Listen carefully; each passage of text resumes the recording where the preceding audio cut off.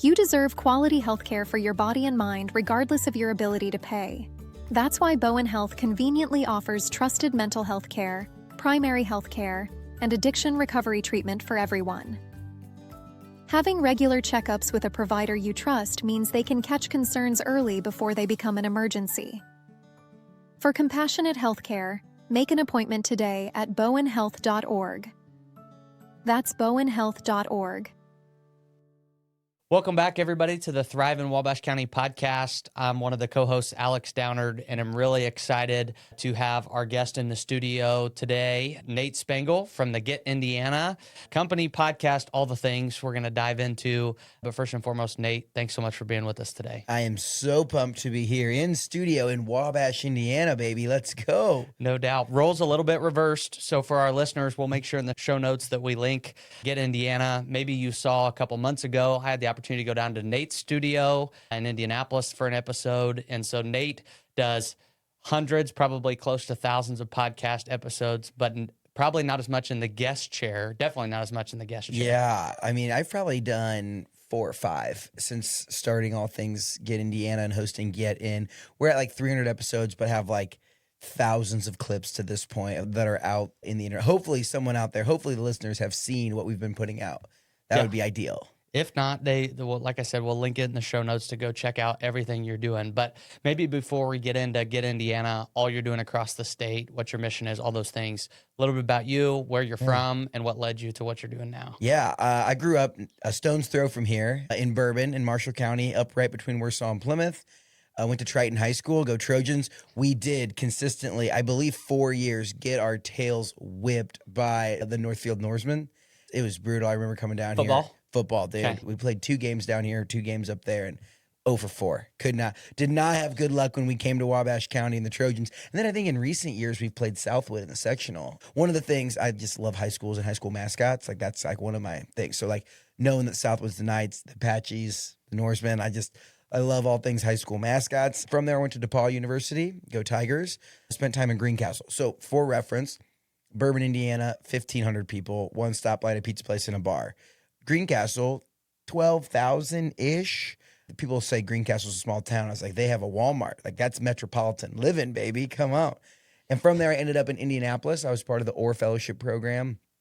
2-year entrepreneurial fellowship takes you, you kind of like interview at 5 companies in one day and you get a job offer and you accept it and you become part of this organization. Very similar to what you all do with the Wabash Fellows program, except for it's 2 years. It's paid, full-time job, but you also have all these extracurricular activities and professional development opportunities. Did that for 2 years. I've also been like a side hustle king, like since I was, maybe like 10 years old.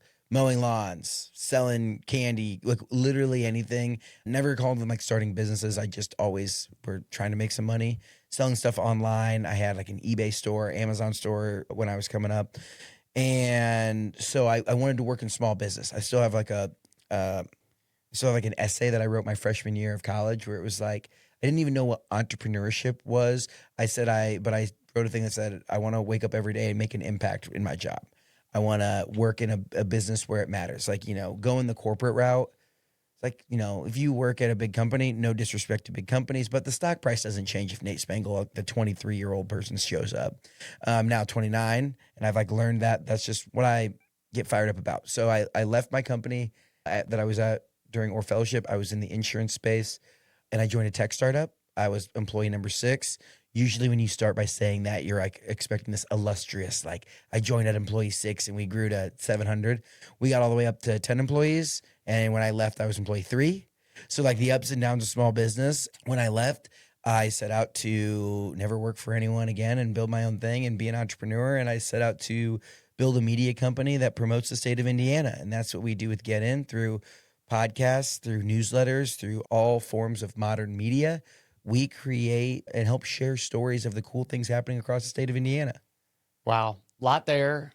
Dream job for you. And our listeners, we're only 5 minutes in, and our listeners hear the passion and see the passion if they're watching online, just to what you get to wake up and do every single day. Yeah. Which we'll like dive today, in more. dude, we woke up and we hit that trail 2.5 miles out. We had to chat about all things Wabash County. And I love it. I love getting to compare and contrast and learn about what's working in certain places, what other communities are struggling with, how do you like take those strategies. And I truthfully do love it. And I get an awesome job to listen to people and be a storyteller. And it's so much fun. Across the state of Indiana. Yeah. How exciting is that? Nate, for our listeners, Nate's been in town about 24 hours at the time that we're recording this podcast episode, and he'll leave tomorrow morning.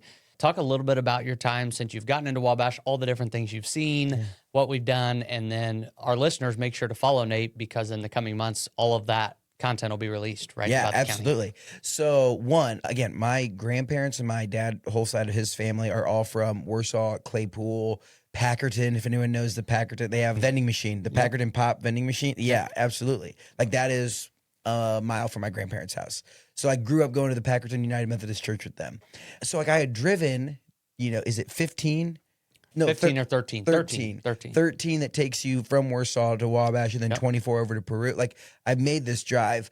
And so for me, Wabash was always that like one, like the where those two roads connect. Very like commercial, not like, I had never been to downtown Wabash. I'd never been to like the Main Street, Canal Street. I'd never seen Same with downtown Manchester? Went on 13. I had never been to downtown Manchester. To me was that one intersection where like it used to be a Hardee's. You know what I'm talking about? I had never gone actually into the town. Yeah. So just 114 and State Road 13, see the fast food, see the gas station, but never went into never town. Actually into the downtowns. First time for both of those. And it's impressive. Like I can usually tell. I've gone to, so for those watching at home, I'm on this mission to visit 1,000 towns in Indiana this year. That's including cities, towns, unincorporated communities. It's like 1,000 places in Indiana with a name. I'm like just over 200 thus far. And like, we're going on these trips. Like we're going to visit, I believe there's 19 communities all throughout Wabash County. Like our goal before we leave tomorrow is we're going to at least like go in there. Sometimes we stop and hang out like in places, like the Wabashes and the North Manchesters, LaGrow, all of those. Yep. But other times it's like we went through, Ijamsville. And it's like we took a picture with the church there. And it's like we have a whole photo wall in our office that has all of our like the places that we've been. But like going through there, it's like I can usually tell if the community is on the upswing or if the community is on the downswing just by spending 20 minutes talking to a few people, and like you just get a vibe. Like so stepping foot in North Manchester, you can see, even though it's annoying sometimes to locals, you see construction happening. You see like work being done. Like, this is good. This is development. Like new stuff is being built. There's fresh coats of paint on things. Like people care. People are friendly. They're waving. There's just this aspect of small towns that, again, you can tell if they have it going on. You can tell if they're still trying to figure it out. Yeah. So again, North Manchester, also great tenderloin per capita. We had 4 different tenderloins and tried those all out, a little taste test. Like, I'm impressed. Let me get them. We had Beefaroo, Mr. Dave's, we had the Inn, and we had the Crystal. Bingo. All honestly good stuff. There were 2 in there that I was like, these are super solid tenderloins. I will say, shout out to the Inn and the Crystal. Those are my favorite 2, but I know Mr. Dave's is an institution. Yeah. And Beefaroo is like, is Beefaroo relatively new? Yeah. Chain spot. Okay. Chain spot. Yeah. But hey, 4 tenderloins in town, that's still impressive. Yeah. For sure. So spent that first part of your trip up in North Manchester, was at Manchester University, talked to Dr. Young, learned about what's going on around the college. And then last night, got to meet all the fellowship students. Dude, that is maybe the most innovative thing I have seen a small town across Indiana doing. The fact that you get, this year's 18? 18 kids, yeah. 18 kids. And 2 locals. 18 kids, 2 from Wabash County. You get 16 individuals new to your community to come and experience this is so cool. I think that is, like, I don't know, there's a number, economic development does it, like there's studies put out, like the economic impact of a new resident moving to your community is like it's over $100,000, I believe. Don't quote me on that. I'm not a stats and numbers guy, but I know that it's significant. And the fact that you have 16 shots to attract someone new and 2 shots to retain what you currently have. I think a good blend of that and like getting new people exposed to what Wabash, Indiana, what Wabash County has is so cool. Because the number one thing I hear when I'm, traveling around the state, when I talk to mayors or people in, any sort of community development role, it is housing seems to be number one, and talent attraction, retention, and keeping their young people. It's like, I think it's no shocker. Like 92 counties in Indiana, I believe like 84 of them are declining in population relatively. There's only a handful that are going up. Like central Indiana and the donut counties grow, and it's not at the expense of, we like to say it. We like to say it's at the expense of Chicago, Cincinnati, St. Louis, Cleveland. Like, we're lying there. It's at the expense of largely like the Wabash communities County, like Indiana. Wabash, Yeah. like Jasper, like Batesville, like these places that people, when they were ready to have families, like maybe they went to the city, but they would go back. Now with, quick times on the highways and FaceTime, you're like, maybe I don't need to live back home. I can see my parents enough. Maybe grandma and grandpa, like we're just 2 hours away. 2 hours used to be forever. Now it's like, oh, I blink and I made it 2 hours, So to get people interested in small town communities, to do innovative things, and to reverse the population decline takes innovation. And I think that I think the fellowship program is so smart. And I'm really curious to see a decade from now the impact that has. It's not a quick switch where you're just like, okay, now all of a sudden all 18 people are going to stay every year. But if you start to stack that snowball effect on it, I think really good things will come from that. We had to hang out with them. We had to go to Four Seasons, electric, golf sim. We had to play pool, hang out there. Check it out in downtown Wabash. If you haven't seen yet, you can reserve the simulator, but everything else in there, you can come reserve the pool table simulators, but there's a ton of games, bars. You can just walk in, right? Yeah, Like as long as there's in. not a private Yep. event. I think it's 4 o'clock is when it opens. Yeah. And then open in the evenings, closed Sundays, but every other Like day. I think they're game open. room, they got a little bar. You can grab a drink, or you can grab like a, just water or whatever, hang out in there, chit chat. It's cool. It's on social media. Follow it. Follow Four Seasons. Great spot. And then tonight we're going to go check out LeGros and see all the things going on in LeGros. Yeah, I mean, we're like brushing over my like deep dive into all things Honeywell. Yeah. Like, I mean, we spent a long time today exploring the Honeywell Center, learning the history from, oh my gosh, Mark, Eugenia, Eugenia Honeywell. Eugenia Olivet, like hearing, like, we went to the boat room inside of the Honeywell Center. Yeah. Like, it's super cool. You talk about like having a vision in 1941 to build the enduring legacy that was durable community center, expanding that again in the 90s, having an innovative model that wasn't just bringing in acts and selling tickets, but pouring into your community. If you go listen, when our podcast comes out with Todd, fantastic. I will actually say that might be I don't know. Both of the podcasts I did today are like elite level, really fun ones that I got to host. And we just compared the work that Honeywell Arts and Entertainment is doing to the soul of a community. Like, the numbers people, the accounting majors, like they're going to say like, okay, well, what's the economic development? What's the ROI? That whole piece, which is so important to a community. But having an organization dedicated to building out the soul of a small town, like that is so crucial, and you can't manufacture it. And like towns across the state might have the real estate development down, might have the main street businesses, but like having a soul that's dedicated to arts and culture and like, And an anchor. There's just no way that owning a drive-in, owning a movie theater, like that's not a profitable business. And I think he says it there. Like if you were to start, like you couldn't. I actually don't know how a local entrepreneur could like start a drive-in movie theater and make it work today, unless it was part of an organization like that, where it is this like robust 360, like you talk about, Ford meter box, that's your 9 to 5. Your 5 to 9 is something that is probably touching Honeywell. Yeah. Like your 5 to 9, your weekends, you have obviously like the river and some of that outdoor recreation, which we talked about as well. But like the soul of a community, getting world-renowned musical art acts, getting world-class musicians to come and spend time here in Wabash with the Wabash Arts program, Academy, the Arts Academy. Like, dude, that is something I feel like would be really easy as a local to take for granted and not realize that is not common. Like, Mitchell Tenpenny's coming in a few months. Like, that's not common for a town of 10,000 and some change. Yeah, nope, no doubt. That's exactly where I was going next, was just how fortunate, and all of the ripple things that come off of that, the amount of people that come in to see a Honeywell show that eat at a restaurant downtown. 80% of their tickets are sold outside of the county. Like, that's a tourist destination. And I would say the average person around Indiana is not thinking of Wabash, Indiana currently as a tourist destination.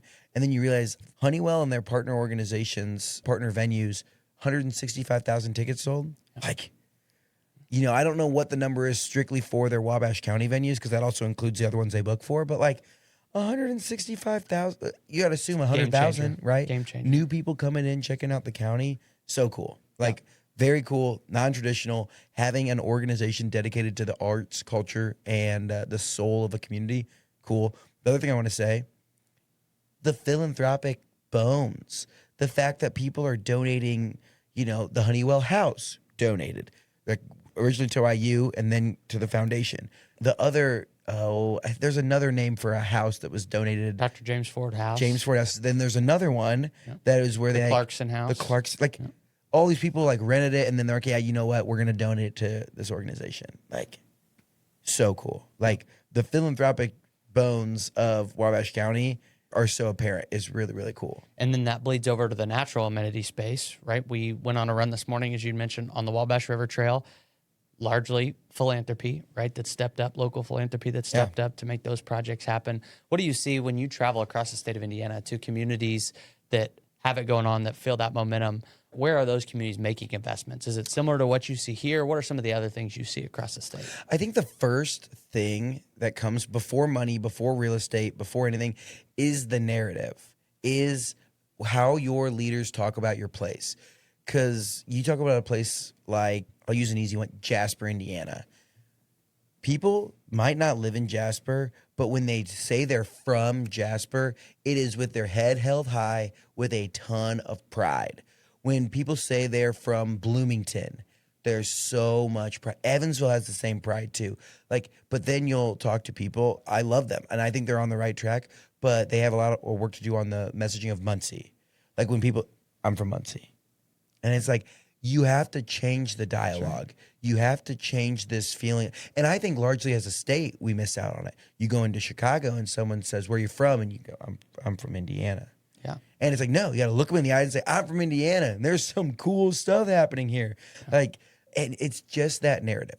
So the places that are doing well have a group of leaders, and you don't have to be rah-rah cheerleader, lead from the front like that, but you have to start subtly correcting people and feeding them information, like literally telling them about all the stuff. Number one thing, there's nothing going on here.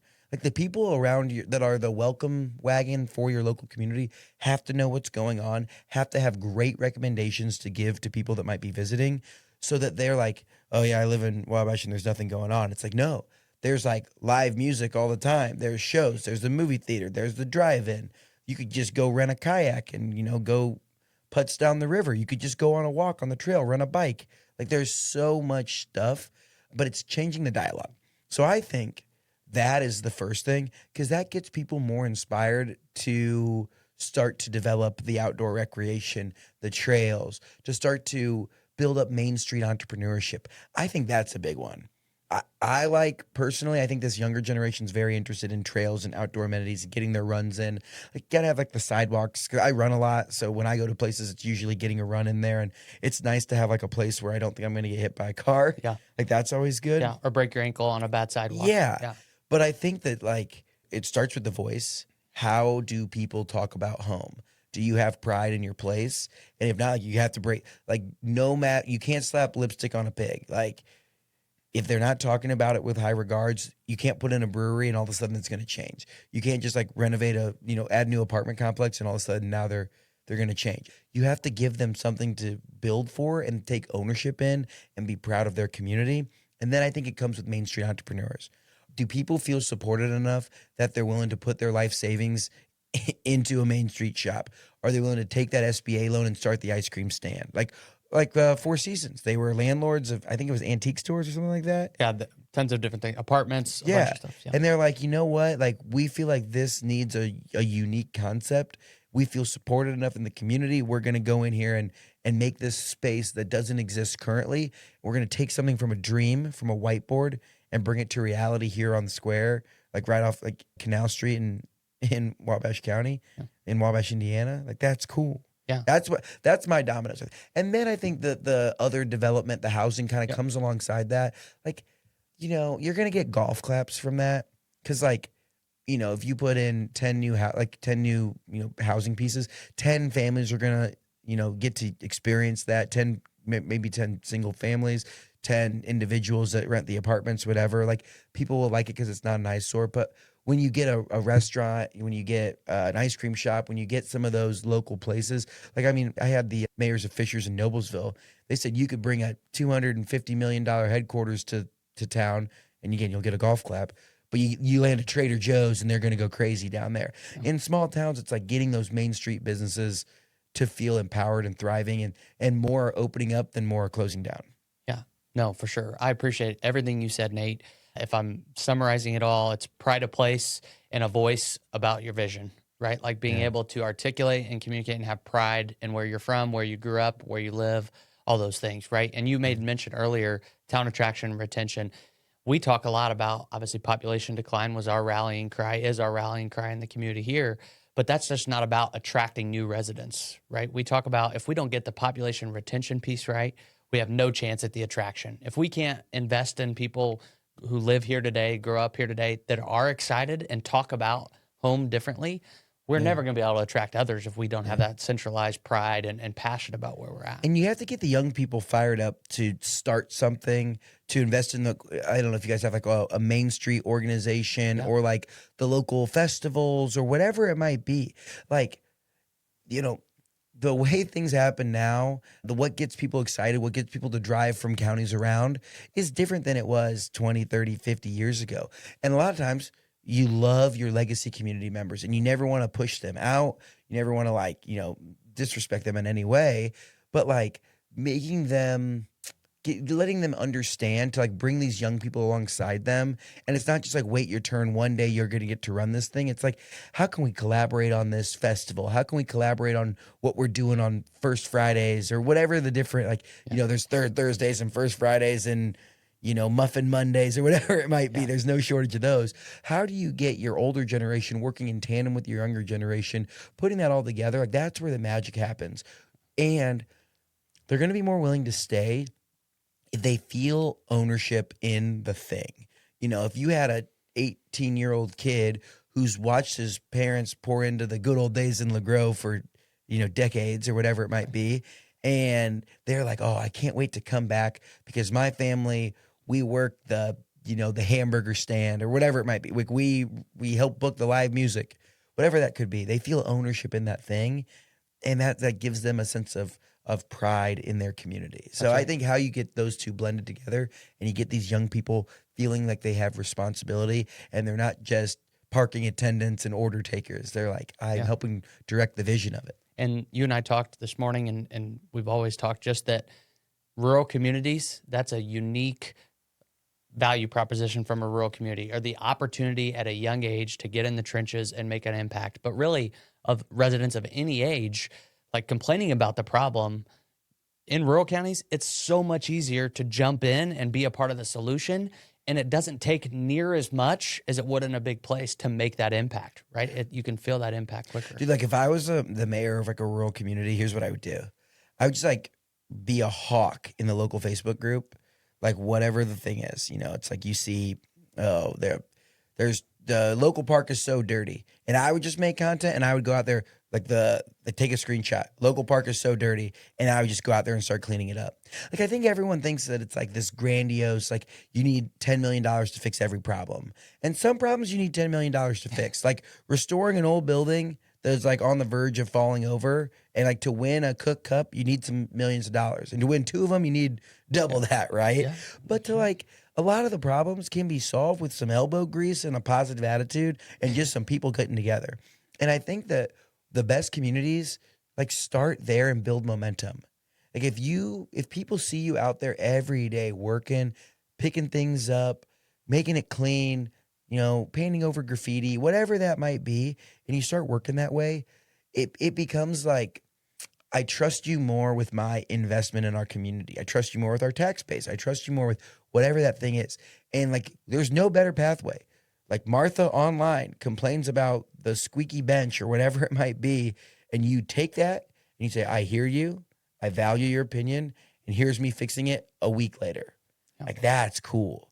That's like how you get, and then you generational momentum and you demonstrate value. I think that's a piece in politics too. and like not even just politics, but like economic development, community development, whatever that might be. It is largely a behind the scenes job, and you shouldn't do it if you want the glory. Like, that's not why you should do it. That doesn't mean you shouldn't tell your constituents and the people in your community what you're doing in a way that they look at it. Like, gosh, dude, there's so much gold in community impact reports, and like it comes in a 25-page PDF that, like, the average person's not diving into this. No one gets jazzed up about your 86-page PDF. But if you took each page of that and put it into a social media carousel, a social media post, you had people that were out there explaining it like people consume. Like, it is your job to make this place better. And then, like, even though it somewhat feels maybe braggadocious at times, communicating the work that's being done to your community is important, but you have to do it in a way that they're going to consume it. Like, if I go and like look at master plans and like, the 10-year strategic vision, and you take that and then you make a video about it, and then people see and they start talking and there's dialogue around it. Like, that's what we do. It's like, and I'm not out here, like reinventing the wheel. I'm just like learning, digesting, and then sharing. Yeah, you've built an entire business around doing that for the state of Indiana. Yeah, just right? listening to what people are saying, listening to what people are doing, finding it in unique places, whether that be Reddit, whether that be Facebook, whether that be, again, in these master plans that are dense and have a lot of amazing value to them. But like the average person, while they're like winding down from their 9-to-5 job, doesn't want to read an economic impact report. But if they see it in a social media reel and they're like, the Bears are moving to Hammond, Indiana, and this is what it means for you. And did you know that Hammond actually had an NFL team 100 years ago in 1926? And like, you start to tie that all together. You like take what is in these history handouts and take what's in these economic development PDFs, and you put that into a way that people actually consume. It's phenomenal. Game changer. Yeah. Yeah, no doubt. And that's where I think across the state, do you see a lot of communities doing that yet? Obviously, you're doing it for your company and brand and taking that across the state, and it's contagious, right? Your energy that you bring into a community is contagious. Yeah, like not many communities have podcasts, or if they do, it's very corporate and buttoned up, which like I respect. Like, and I know that not everyone can be Nate, and I always try to say like, I have my own vibe. It's very much like, the fun guy in the office. Some of the conversations you have to have are like a little more, they need to be presented in a different way. But I think that the best communities that I see have like, it doesn't feel corporate. It doesn't feel governmenty. It feels like what is going on. I feel like every small town has this.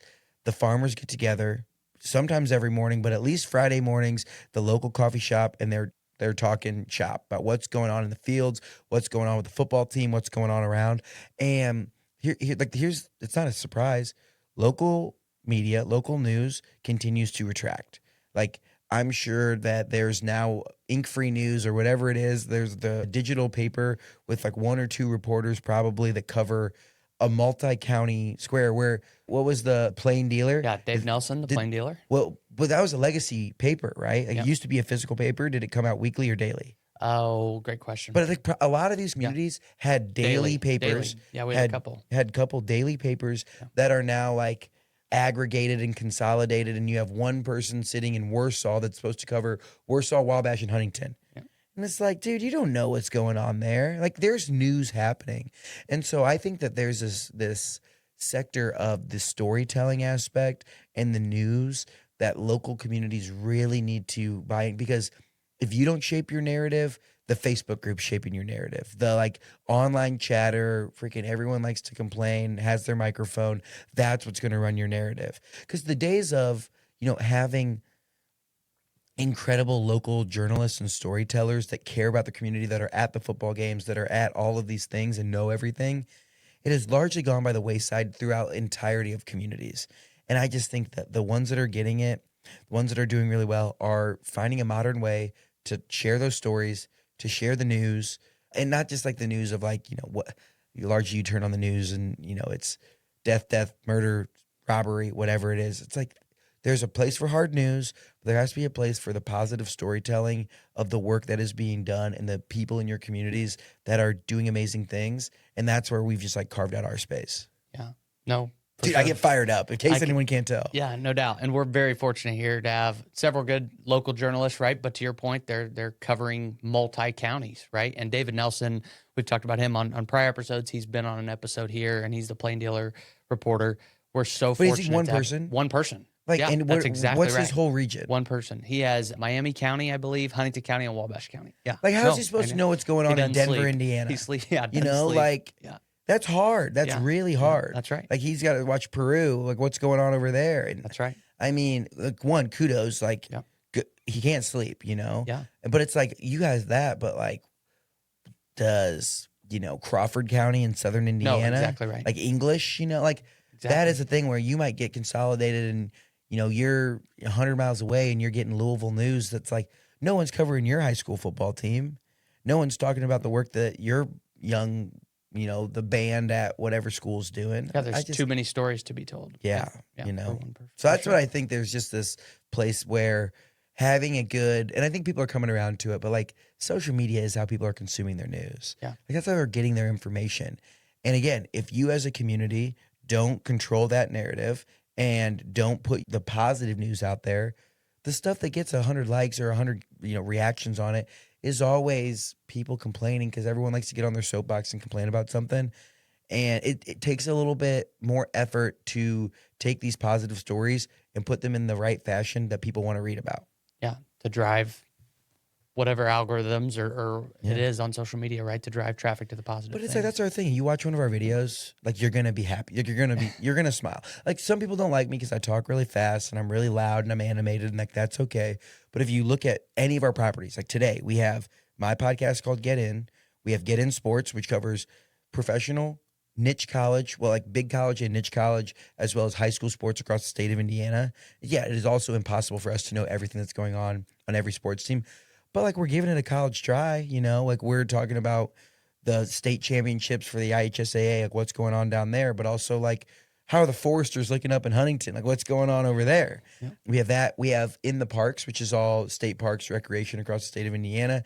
And we have one all about live music across the state of Indiana, largely on the north side of Indy. That's where they're based. And they talk about a lot of stuff happening up around like the Noblesville, Hamilton County area. But they're even branching out into what acts are coming where across the state.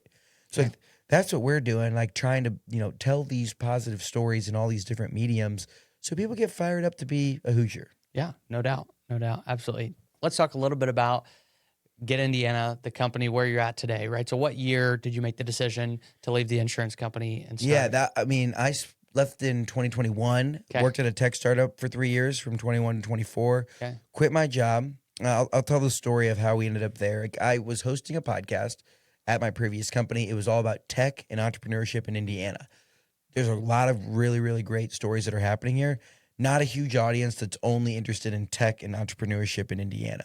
And so after about a year, we put out 50 episodes. No one listened to it. Like it was pretty small, but I loved it. Like I just getting to be at the time, maybe 26, talk to CEOs and executives and, learn about like asking good questions. And I was a co-host, but like the guy who ran it, his name was Matt. He was the CEO of our company, was like a top 5% interviewer, just like an amazing conversationalist. But I saw the writing on the wall that our biggest sponsor was going to pull out and we were going to lose the podcast. And it was like the part of my job that I loved.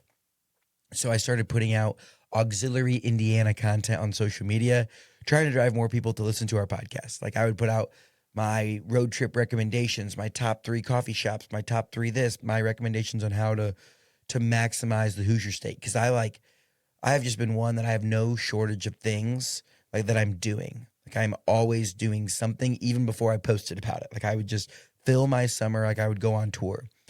And I got to about 7,000 followers on Instagram, like enough to think that I was cool. But not enough that like no one was knocking down my door saying, let me pay you to do something. Got to about 7,000 and I was like, this is pretty cool. Saw the writing on the wall that we were going to lose the podcast. And I was like, I have one last Hail Mary. It was March 2024. I was walking into work one day and I said, I had just heard the story of Larry Basiglia. Larry was the first guy in the infield at the Indianapolis Motor Speedway 37 years consecutively. First car in. Absolute legend. That stopped in like, I believe the 70s or 80s. And Nick, I had not seen anyone doing that since. And I said, someone needs to revive this legend. And so I put out a video. I'm on a mission to be the first truck in the infield at the Indianapolis 500, and I'm going to throw the first ever all Indiana tailgate. Everything I serve at my tailgate will be sourced directly from the Hoosier State, like beef, beer, burgers, breakfast, brats, buns. It's a lot of B's, but all of those sourced from the state of Indiana. And like at the time for like what we were doing, it blew up. Like, I mean, like 24 hours, 50,000 views, 300 comments of brands. Because at the end of it, I said, tag what brands I need to have at my tailgate in the comments. The Sun King breweries, but even up to like Goshen breweries. Mom Waters. Yeah, like all these Indiana brands from alcohol, but also from local farms, local restaurants, like Java House Coffee. Like this whole just wave of brands were like DMing me saying, we want to be involved with this. It was like grassroots. Only problem was I didn't own a truck. Like did not have I was like, how do we host a tailgate without a truck? So again, like I had a full-time job, but I took $3,000. I drove to Akron, Indiana here. I bought a truck off Facebook Marketplace, a Dodge 1986 W250 utility bed. And we pulled it out of a barn. We then fixed it up. We found a squirrel living under the dash. And you're saying who's we at this time? Me and my buddies. Okay. Like this was my friends and I had a vision. You're throwing a tailgate. And I was making videos about it, but like, it was just like my friends came together and like saw what we wanted to do. And we were hosting a tailgate for us and all of our friends, but like, everyone's stepping up.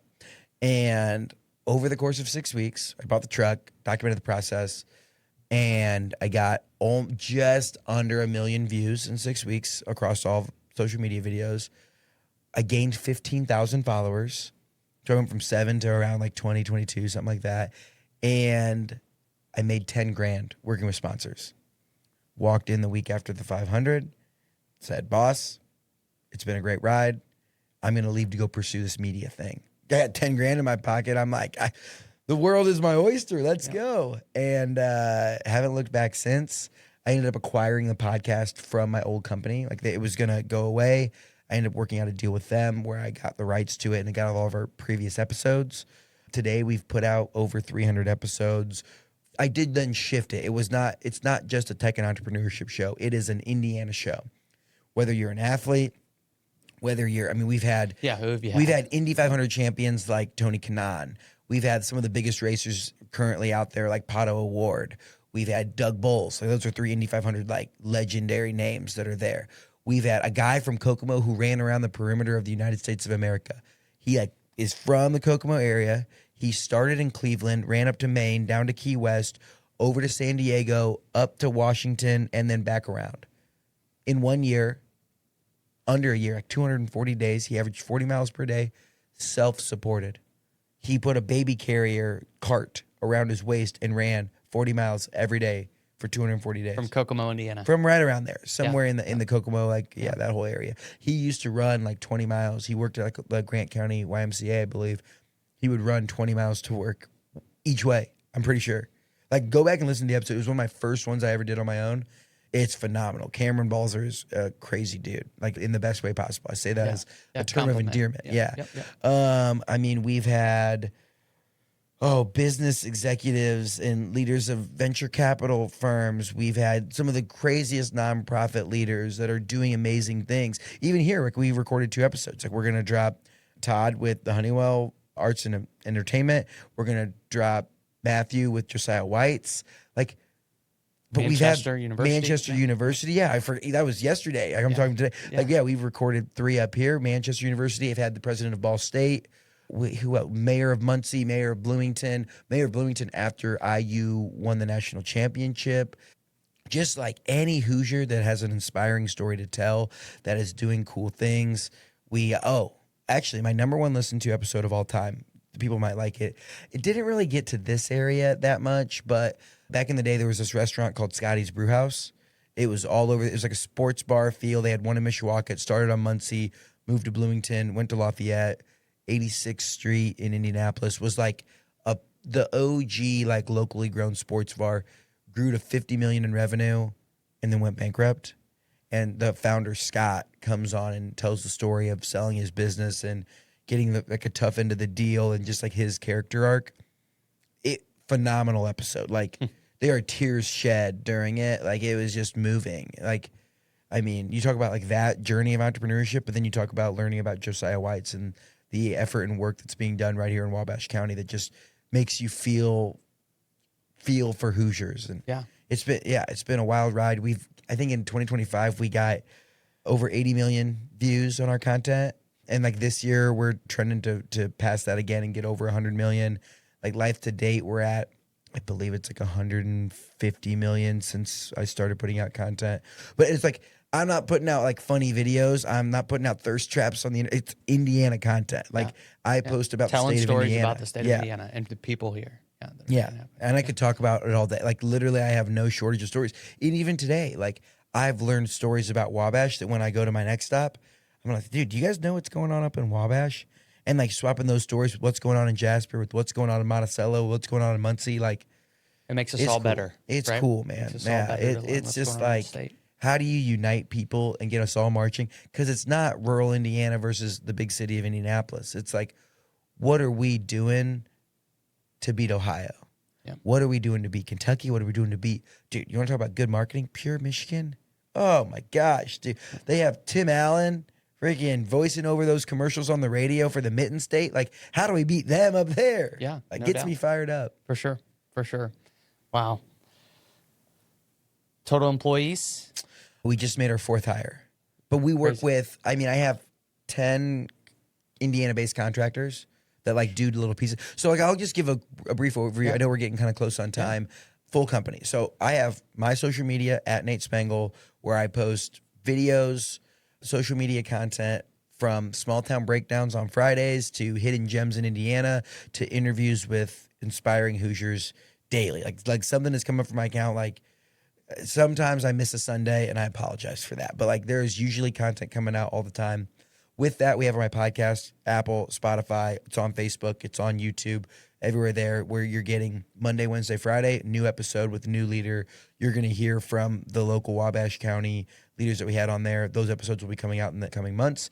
Then we have Get In Sports. That is a social media account. That is a podcast covering sports. Right now, we have 2 episodes that come out a month for that. So on Fridays, you're going to get an episode there.